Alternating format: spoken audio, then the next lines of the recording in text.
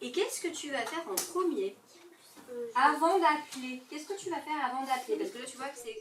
15, 17, 18, 112, 114, ces numéros sont ceux qu'il faut connaître afin de porter secours quand il y a urgence. Mais qu'est-ce qu'une urgence? Qui appeler? Quelles sont les informations à communiquer au personnel de secours? Toutes ces questions, Ève et Laurence y répondent lors de leur visite dans les établissements scolaires martinérois. Cet après-midi, c'est à l'école Voltaire qu'elles avaient rendez-vous. Au programme Qu'est-ce que l'urgence? Comment réagir lorsqu'on se retrouve auprès d'une victime?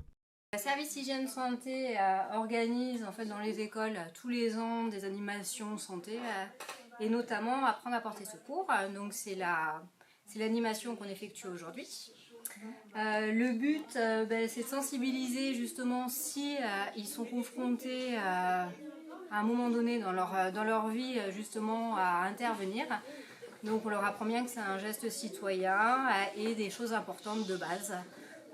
Voilà, donc observer, ne jamais se mettre en danger bien entendu et appeler.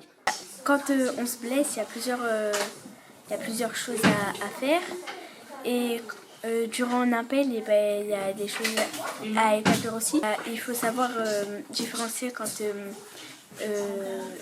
un accident c'est grave ou c'est pas très grave. Après quelques échanges dans la classe et la projection d'un film, les élèves ont pu s'exercer à travers de petites scénettes. Allô, bonjour, ici le centre 15, je vous écoute.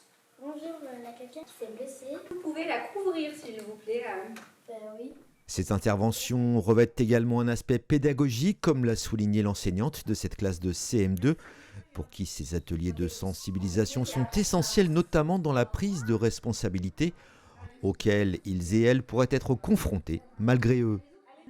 Pour agir et ne pas être qu'un témoin lors d'un accident, à l'extérieur ou à la maison, le service hygiène et santé de Saint-Martin-d'Hères a mis en place des ateliers de sensibilisation au premier secours. Destinés aux classes de CM1 et CM2, ces temps d'échange permettent aux enfants d'apprendre les bons réflexes et de réagir au mieux et au plus vite lors d'une urgence.